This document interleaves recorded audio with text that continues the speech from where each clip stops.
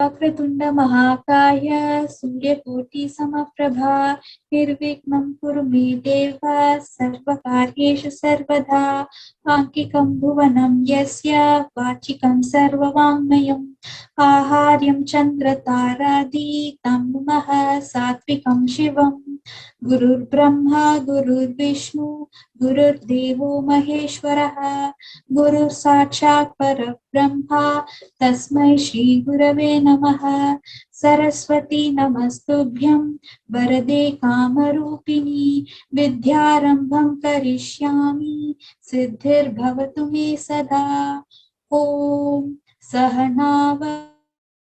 सहनौ भुनक्तु सह वीर्यं करवावहै तेजस्विनावधीतमस्तु मा विद्विषावहै ओम शांति शांति शांति हरि ओम सद्गुरुभ्यो नमः हरि ओम. Thank you. Hari Om, kids. Welcome to this 17th chapter, which is one of the most important chapter, and it talks about values in one's life. Today, Nayana is going to introduce. Nayana, are you there? Okay, if she is not there, let us start. Om Sadashiva Samarambham Shankaracharya Madhyamam Asmadacharya Paryantam Vande Guru Paramparam. Salutations to my gurus.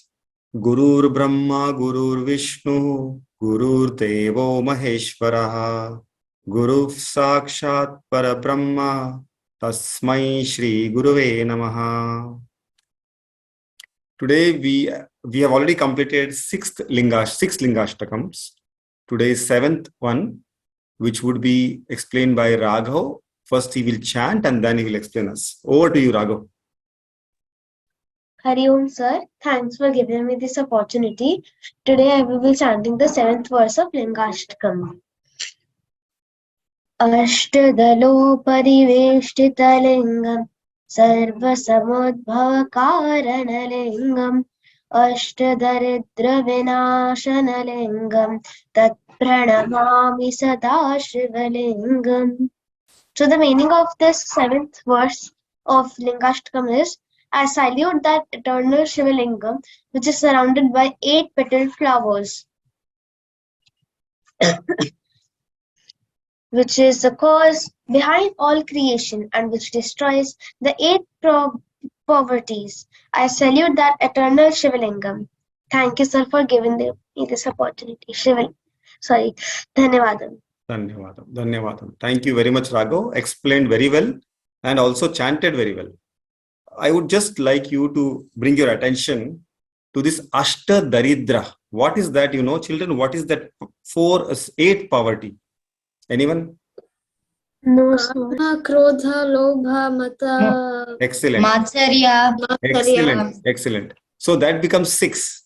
Kama, desire, and if you have a desire and you try to get it. If you get it, you will become mohit. You will think everything is yours. And if you don't get it, you will get anger, krodha. Okay? Then greed will follow. If you go on getting things, you will get accumulated greed, lobha. Once you accumulate a lot of things, then what happens is you become very proud, mada. And matsarya. Always you will have, one kind of prejudice. You will always think whatever you do is right and others are wrong.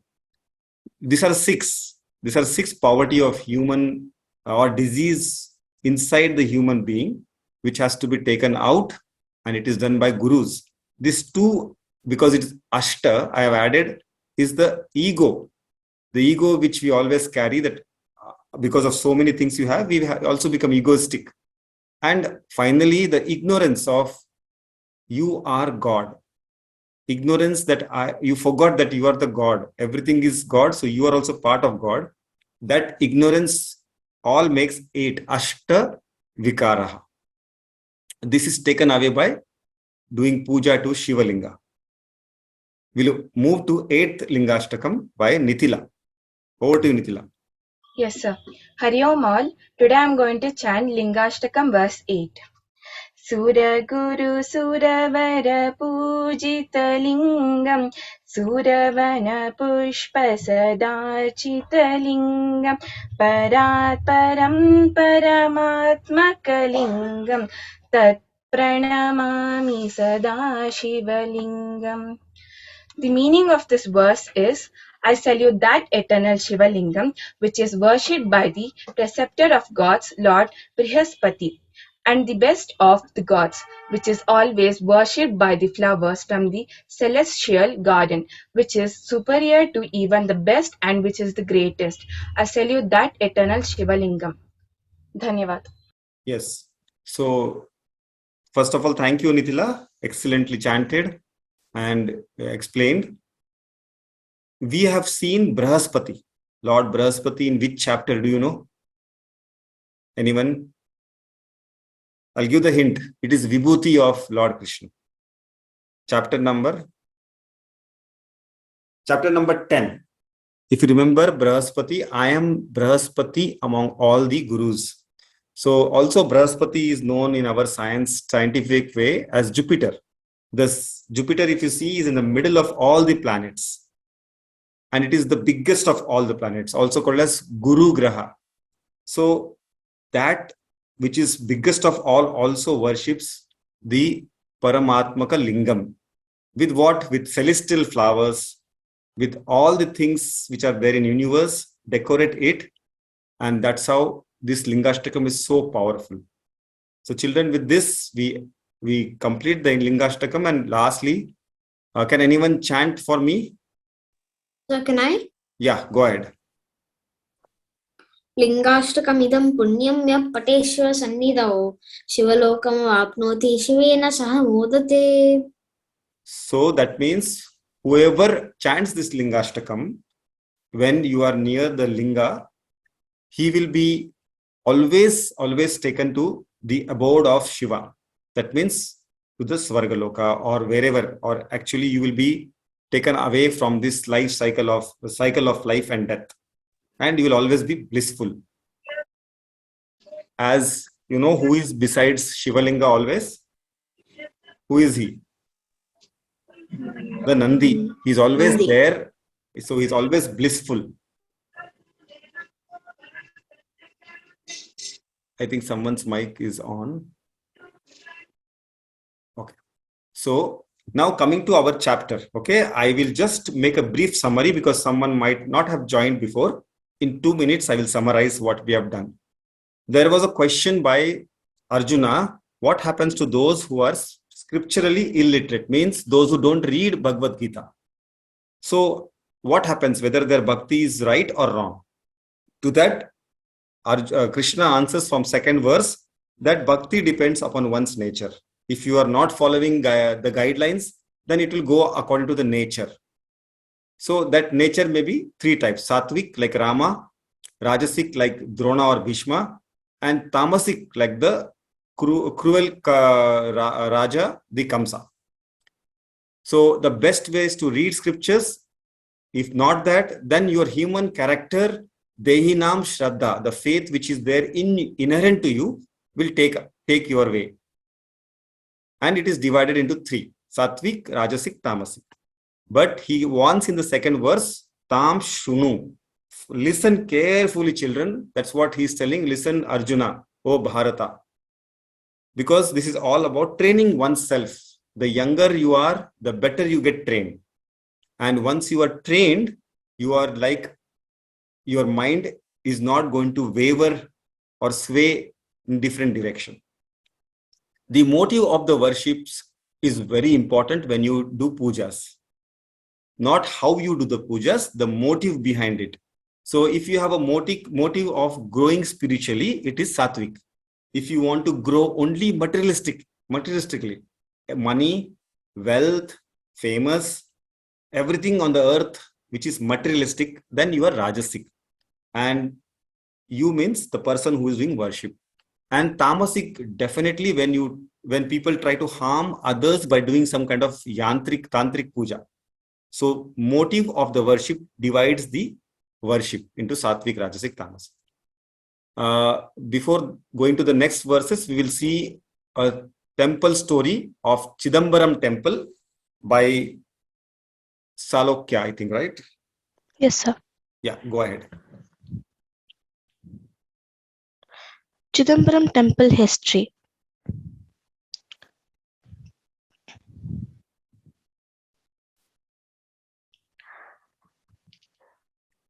Chidambaram is an important Chola temple site in Tamil Nadu, southern India.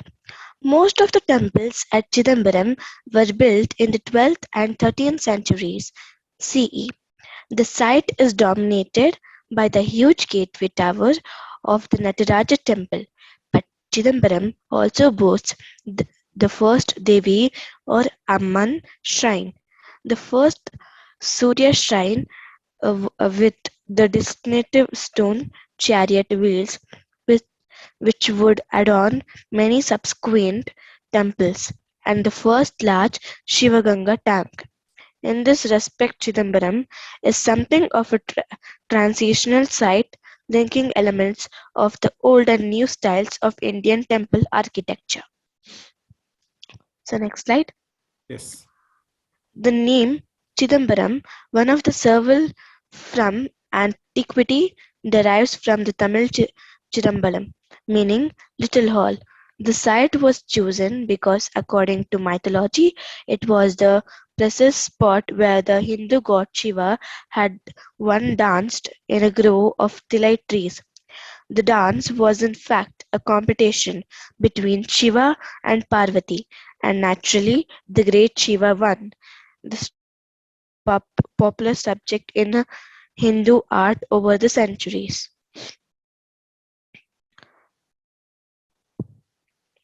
Chidambaram Ragasyam. Chid plus Ambaram is equal to Chidambaram. Chid means knowledge, whereas Ambaram means empty space.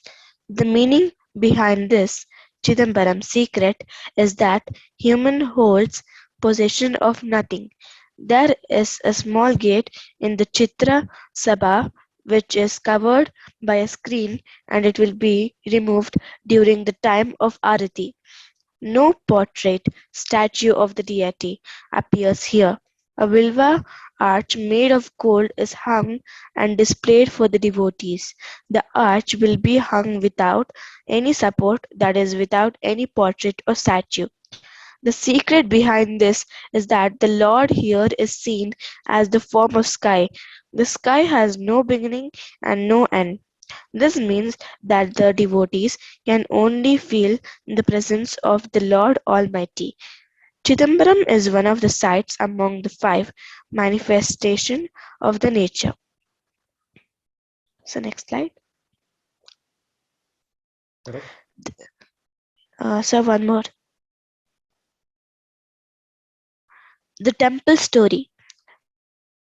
The that Lord Shiva strolling into the Tilai Vanam came across a group of sages or rishis who believed in the supremacy of magic and that God can be controlled by rituals and mantras or magical words.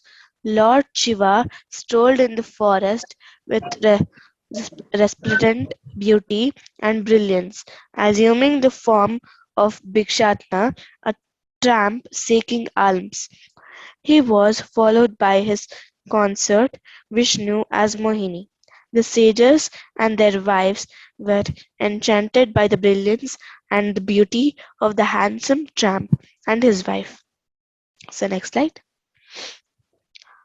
On seeing their womenfolk enchanted, the envious rishis got enraged and invoked scores of serpents by performing magical rituals. Lord Shiva lifted the serpents and donned them as ornaments on his matted locks, neck, and waist. Further enraged, the sages invoked a fierce tiger were used by Lord Shiva as a shawl around his waist. The rishis gathered all the spiritual strength and invoked a powerful demon Moyalakan. Lord Shiva, with a gentle smile, pushed him down and stepped on the demon's back, embolized him and performed the Ananda Tandavam and disclosed his true form. The sages surrendered and realized that Lord Shiva is beyond magic and rituals and he is the ultimate truth.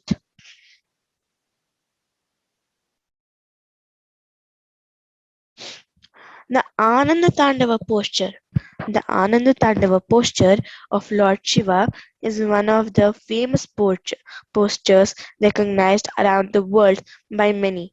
This celestial dancing posture tells us how a Bharatanatyam dancer should dance. The raiment under Nataraja's feet signifies that ignorance is under his feet. The fire in this hand, power of destruction, means destroyer of evil. The raised hand signifies that he is the savior of all life. The ring at the back signifies the cosmos.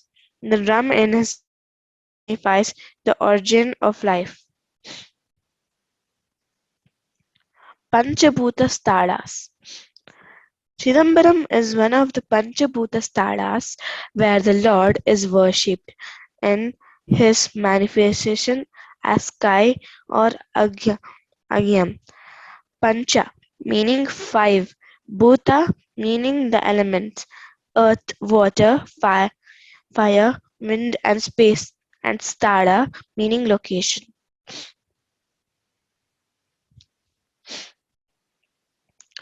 Thank you, Sachin sir, for giving this wonderful opportunity. Thank you very much. Thank you. It was an excellent story. And we also saw through the story that Shiva or Lord is ultimate truth that cannot be seen by some rituals, or he cannot be overcome by any kind of different mantra tantras. And one of the purest form, that is the sky, or we can say Akasha, is in Chidambaram. And the other four, Sri Kalahasti is Vayu, Tiruvannamalai is Agni Lingam, Ekambareshwaram in, if I'm not wrong, in Kanchipuram is Earth. Madam, if you can correct me, Madam, Rama Madam. And Jambukeshwara in Trichy is water. So these are the five earth elements, the five elements where they are worshipped in South India. So, sir, Panchabhutas? Panchamahabhutas, yeah. And through the, we have come to worship now. So in the verse, it was discussed that Krishna says that the different people worship differently, and after the worship, he is going to start with ahara, which we have completed last time. And satvik ahara is the food which is very fresh, wholesome, do not process it, do not store it, and is good for your health. And that brings about kindness, purity, mental health, peace, self-control, and you are compassionate and blissful. That is ahara which we should all have. In the 9th verse, Sanjana and Vidhi has nicely described that what is rajasik food, which is very commonly taken nowadays. Those food which is bitter, very sour, very salty or pungent, which will create a lot of acidity in your body, which can even create ulcers in the body, which can create diseases, and such food which will bring lot of mental agitation, anger, anxiety, fear, all these things which cannot keep you silently sitting for a class also for 5 minutes. Forget about meditation. That food is rajasik. And Ishita and Aloki both had explained the tamasik food, which we should not have at all.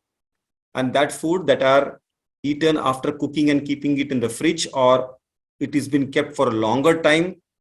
And those food which we have discussion in a lot about meat, fish, and which have been harmed by some being and then eaten, or dead things which are eaten, are tamasic food, which we should completely zero down if we want to carry spiritual path.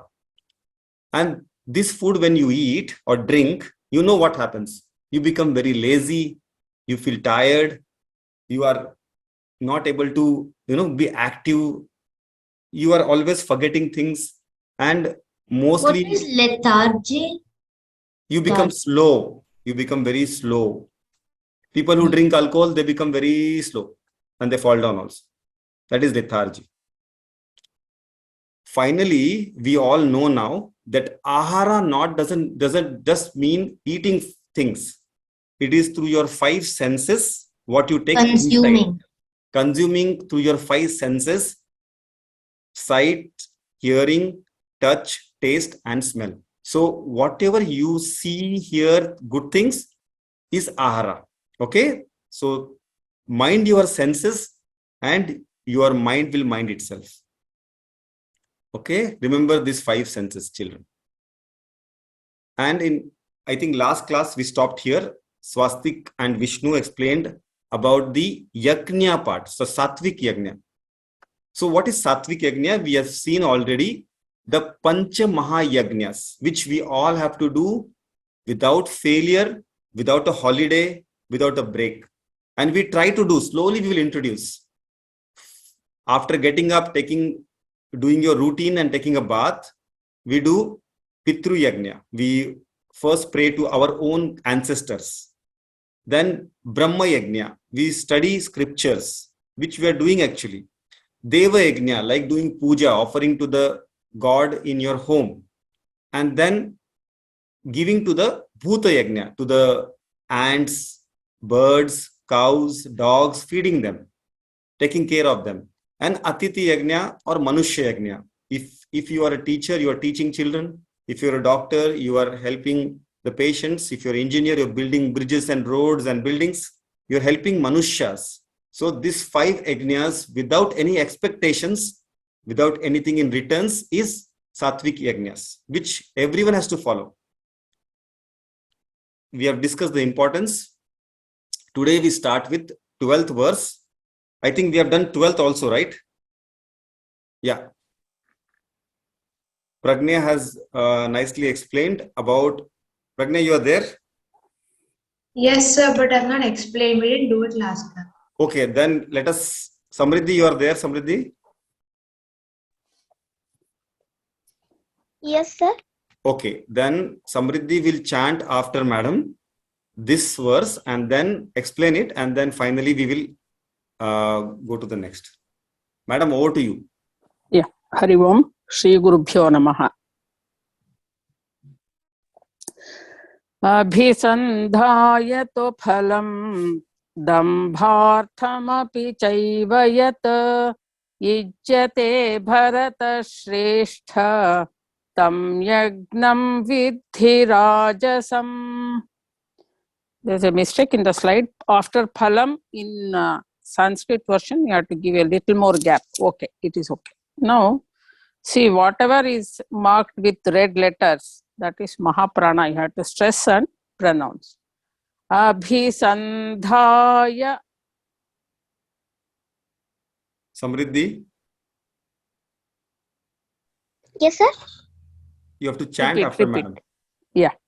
Abhisandhaya. Abhisandhaya. See, bhi, dha. You have to stress, okay? Whatever red you see in English or Sanskrit, you have to say abhisandhayatu Abhisandhayatu phalam phalam dambharthamapi dambhartamapi. tha. Again, tha is Mahaprana, okay? Dambharthamapi Dambhartamapi chaiva yat chaiva yata abhisandhayatu phalam. Mahaprana, please stress. yes, sir. Abhisandhayatu Phalam phalam dambharthamapi dambhartamapi chaiva yat chaiva yata Ijjate Idyate Bharatashreshtha. Bharatashreshtha Very good.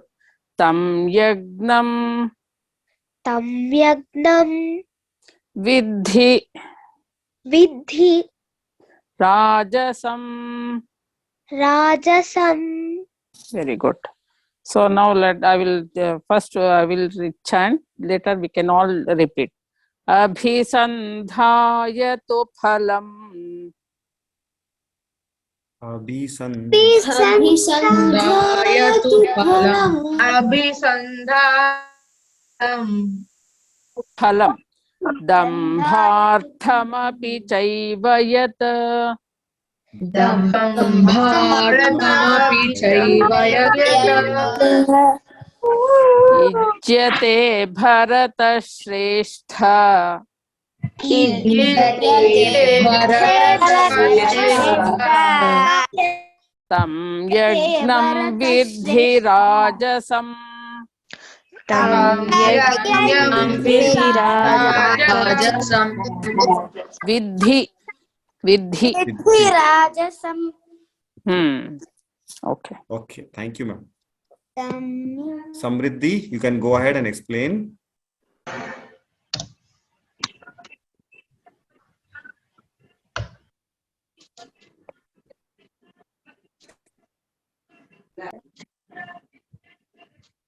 Samriddhi, if you're not you're prepared for this verse?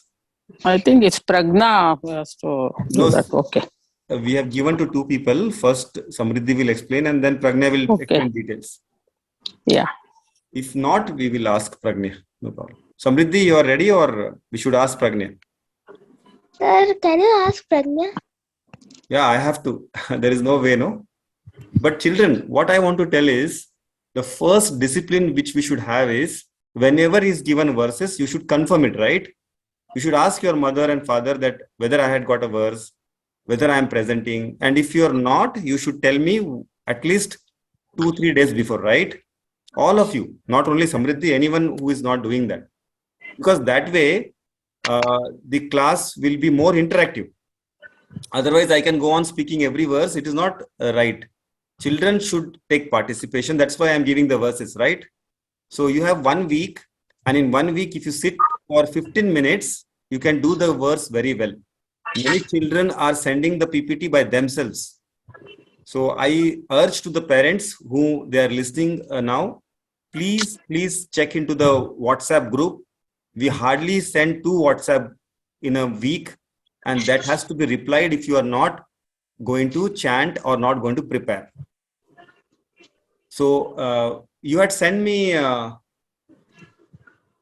Pragna, you had sent me this verse, right? Yes, sir, I have. Yeah, so here is your verse. Go ahead.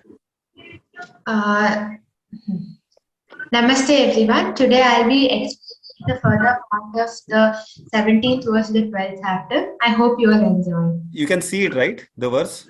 Yes, sir. Verse also have to chant once more. No, it's okay. You can go ahead. Okay, sir. It's changing, right? Slides? Yes, sir. It's changing. Okay.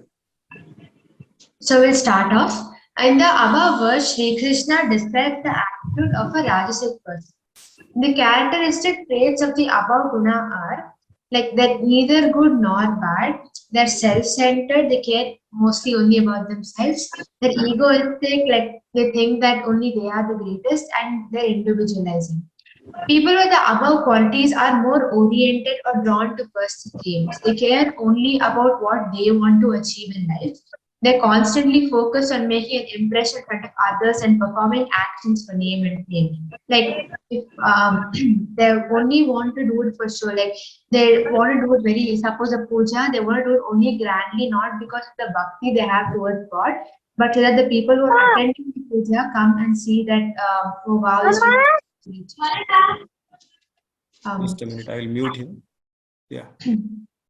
And example we can take like a businessman who's very selfish. He is only doing, he will only act nice in front of people, like his clients, so that he makes good deals and gets money. But actually, he may not be that very cooperative with his so yeah, he's doing only for the show, and he's very self-centered.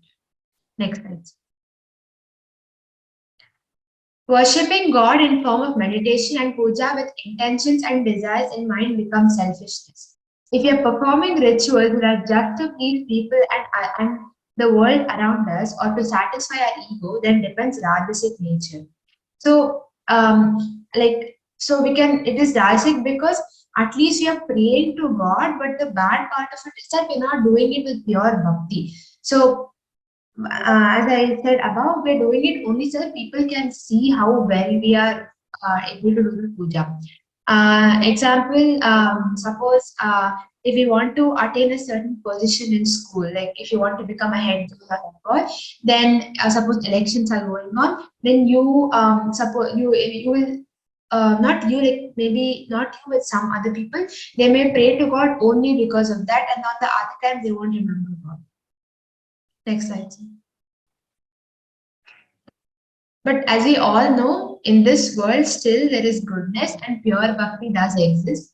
It is pure bhakti, the definition of pure bhakti is that it is devoid of any desires or intentions to please people around us. And the best example to be given for this is Vidura's bhakti towards Krishna. So when Lord Krishna came to do Sandana is basically when he wanted to convince Dhritarashtra and Duryodhana to stop the Kurukshetra war. He was so when he went there, he was welcomed with great and like lot of celebrations, and as you can see in the picture, everybody was showering him with flowers and giving him gifts and privileges. But Shri Krishna knew about knew what the real intention was. They were and so he politely declined Duryodhana and Dhritarashtra's offers, and instead after he did talk to them about the war, but he failed because they didn't want to turn down the war. They wanted to fight. So then he wanted to go meet Vidura, the minister of Hastinapura. As expected by Krishna, Vidura and his wife welcomed him with nothing but love, devotion, bhakti, and with a pure mind. They brought him to his house, and even though he was given very simple and satvik ahara, he was very pleased to meet because Vidura actually had pure bhakti towards Lord Krishna. So next slide. So one more example I want to add is not in this slide.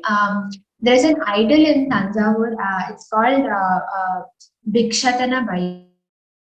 Basically, it's about he holds. I think somebody had told me before in class about Annapurna Devi and the Shiva, but in the form of where he gets a Brahma's head and then he asks for bhiksha.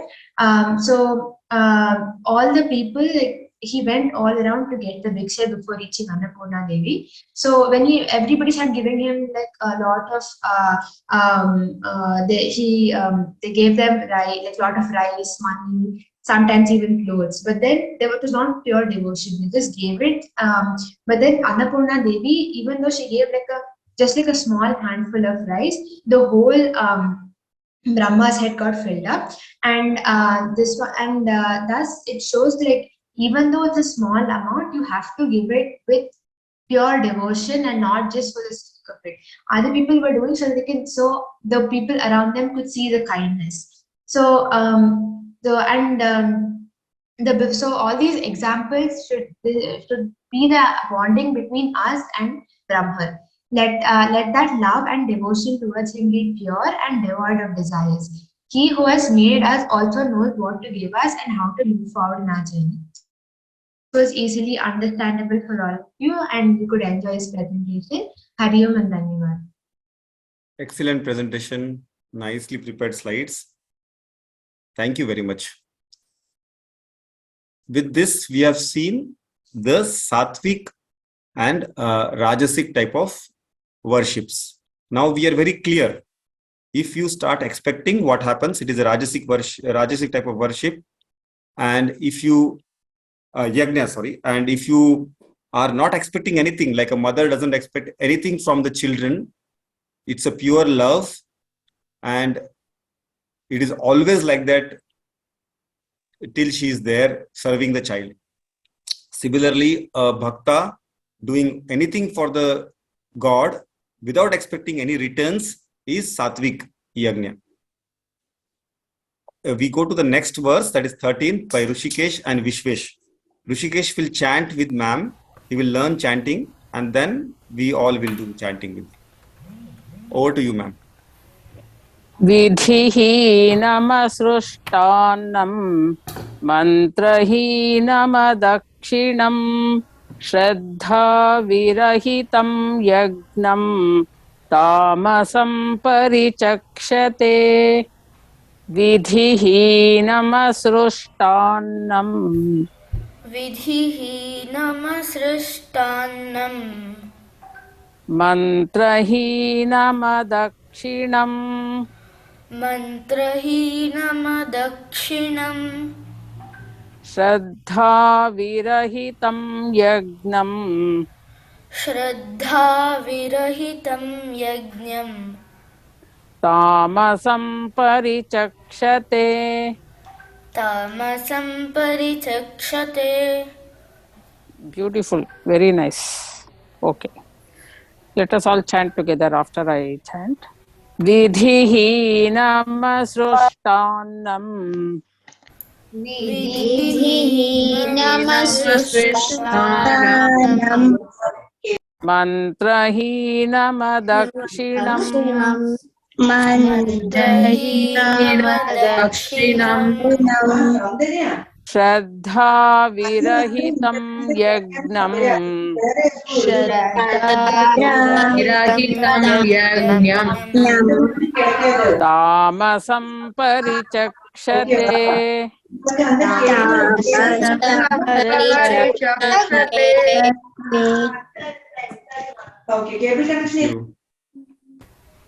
Go ahead, Rishikesh, explain it. Yes, sir.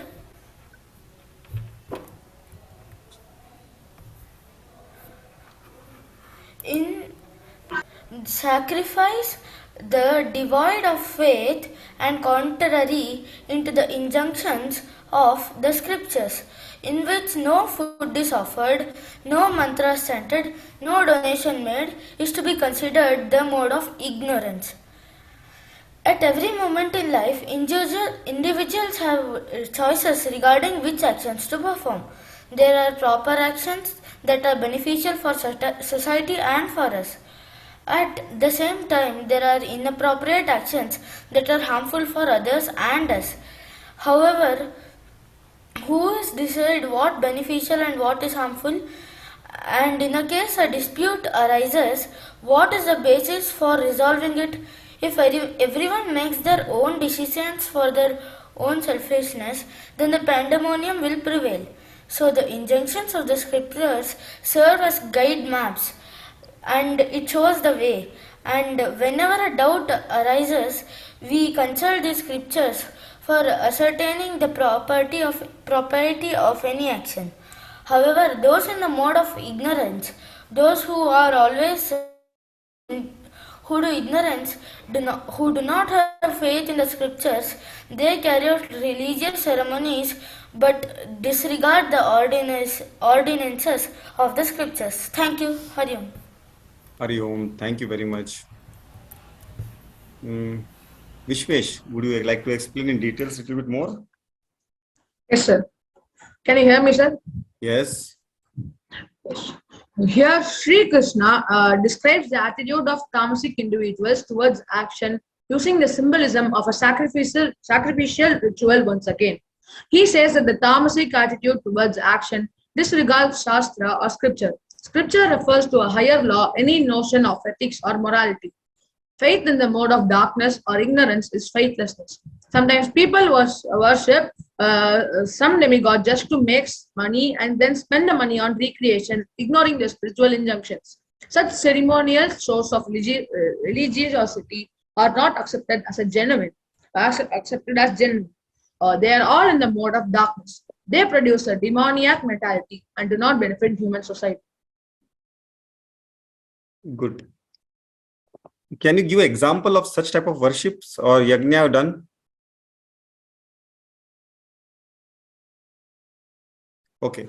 See, children, when I have seen in many places, they cut the animals or something they offer to the demigods and then celebrate it. This type of yajna is not given in any scripture, any Vedanta. It is not a right type of yajnas. It should not be done at all. Just like tamasik ahara should not be taken, this yajna is absolutely not to be done.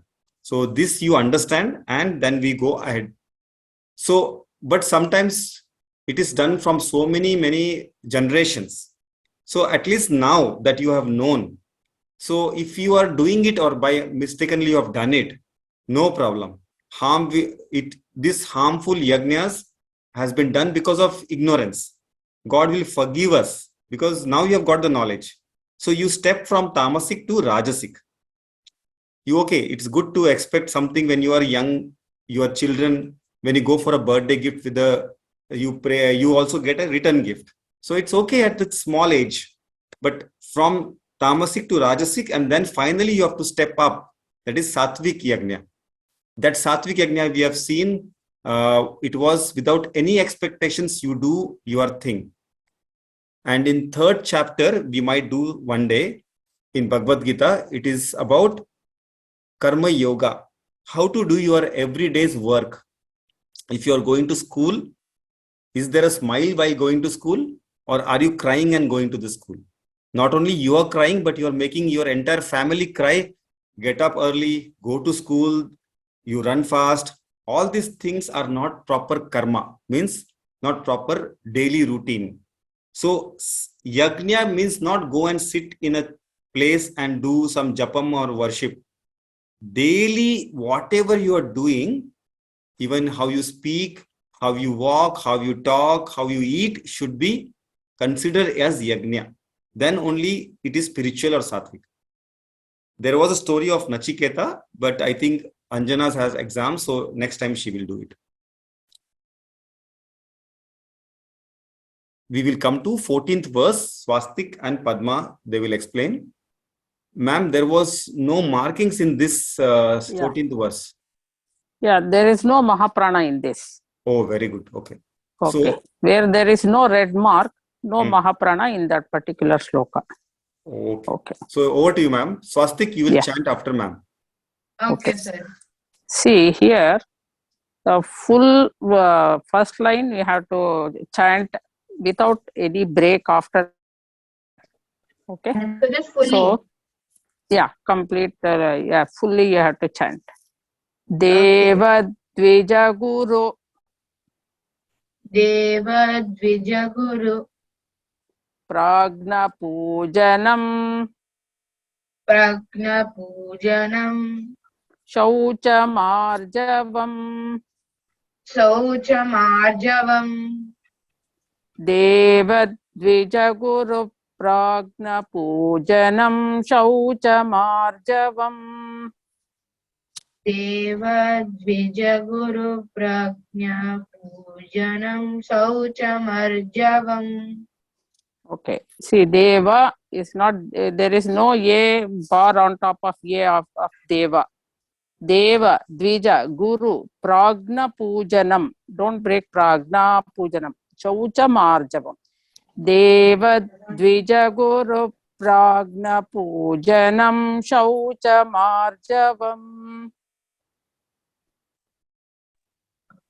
Repeat. Deva Dvija Guru Pragna Pujanam Shauchamarjavam. Very good. Brahmacharyam ahimsa cha. Brahmacharyam ahimsa. Ahimsa, not SH. It is yes. Ahimsa cha.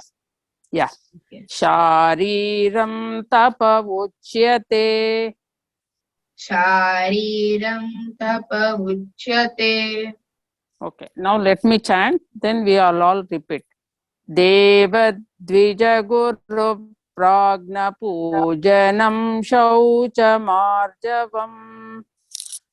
Deva Dvija Guru Pragna Shaucha Marjavam. ब्रह्मचर्यमहिंसा च ब्रह्मचर्य अहिंसा च शारीरं तप उच्यते शारीरं तप उच्यते. Okay. Thank you. Swastik, please explain. Yes, sir. So this verse reportedly says, worship of the gods, the Brahmins, the teachers, and the wise men, purity, straightforwardness, chastity, and non-violence are said to be physical austerity. See, what they mean is, like you can do puja to anything, anyone, but if you have the right things that you do, such as, yeah, see, there, this one says worship of the gods, the Brahmins, the teachers, and the wise men. So this relates to a physical. This is a physical worship, and there are three different types. There is physical, there's verbal, and then there's spiritual, or it happens through the mind. Now here, kaika or physical is explained where you do puja to physical objects. You do puja on physical objects, for physical objects, and everything is based on physical objects. So that is why this tapas is considered a physical austerity. Sir, thank you, sir. Thank you.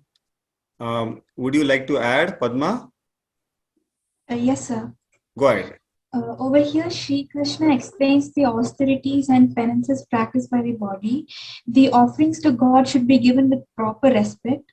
So one should practice cleansing oneself externally and internally, and he or she should should learn to become simpler in behavior. This means that we should worship and take care of all the natural resources that world has offered to us. Here, Saucham refers to the purity of a body and our surroundings. If we keep a room unclean or cluttered, it is an indication that our mind is also unclean or it is cluttered with useless thoughts. Hence, we should have a clear surrounding for a clear mind. True. Done, Padma? Yes, sir. Okay, thank you. Once you have done, say Hari Om or indicate that it is over. So children, so she has already explained internal purity also should be there. Only externally you clean yourself, wear good clothes, but internally you are agitated or angry, it is not good. Purity internally means you are very calm, you are composed, you are not worried about anything. So such type of worship, because worship was mentioned in a short in the previous verses and before the tapas, now he's going to talk about tapaha. Tapaha means austerity. You know, people do tapa like standing on one leg, or they lie on a difficult bed with nails. All that will come in the next verses. This is satvik tapaha, satvik austerity, and physical one, where he's already mentioned kaika. Kaika means consider hand physically. Vachika, by your vak means by speaking, that you take mantras, japam and all that. But the best is manasa, in the mind. You don't even say anything. It will be in the mind continuously. It will be going inside your mind and body. With this, we'll come to 15th verse. Ma'am, I think Dhruti has left because of internet issues. Sarai, Okay. you are there, no? Or Sarai, you also left? Okay. Uncle, I can chant it, but then I don't. No, it's didn't okay. I prepare for the know. meeting. It's okay. Madam, Sarayu will chant with you and then I'll explain. Okay.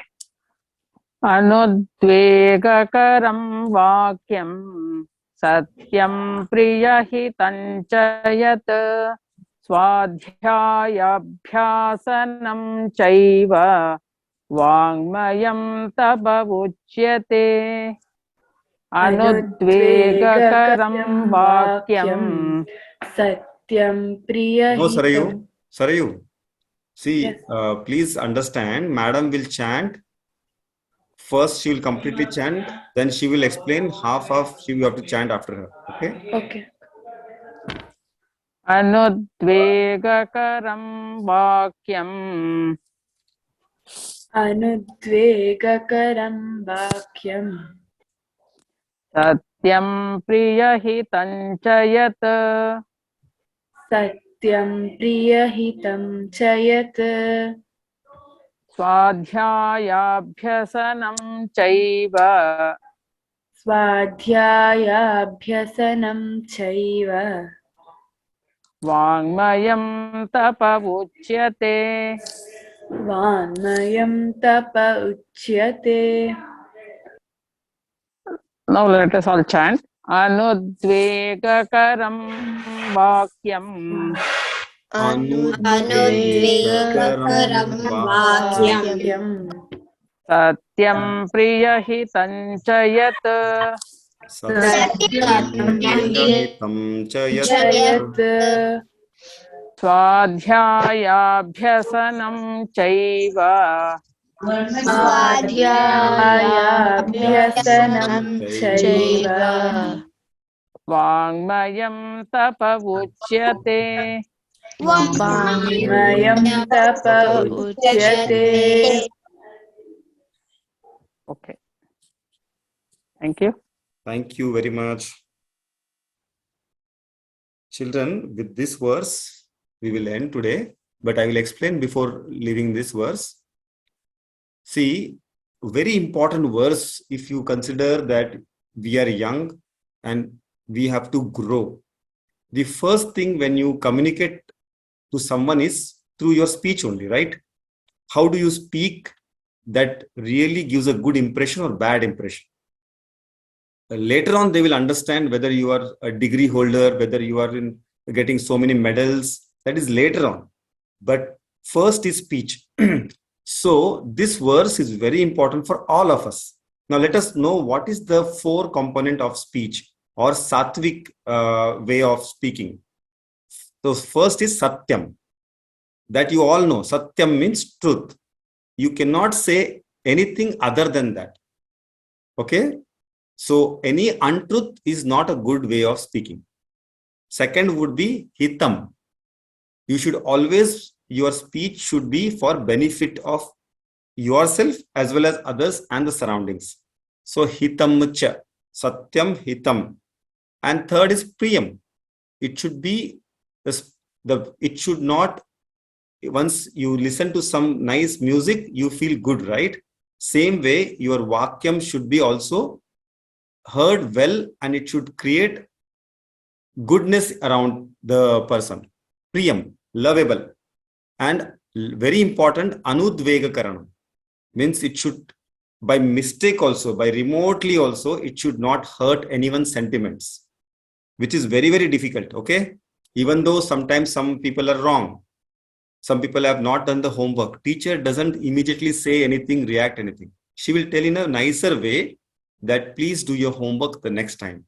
That means you have not done now, but try to do in the next time. So anudvega karanam. So can you repeat this?